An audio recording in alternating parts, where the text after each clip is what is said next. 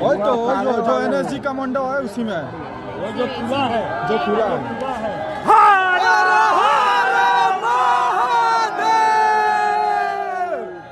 वो आगे वाला में बना, आगे वाला में बना, उनका आगे वाला काफिला, गाड़ियों का काफिला लाइन। मोदी जी का काफिला बनारस में नामांकन के बाद देख रहे हैं आप लोग। लेकिन अपने में दिखाया वाला है। अबे गाड़ियाँ खाली है।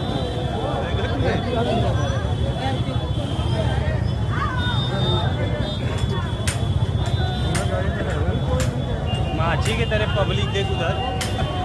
हटे नहीं, हमला स्टार्ट। अब रास्ता जाम, चलिए भैया चलिए। अरे अब तो भैया हो ही गए। रास्ता छोड़ते हुए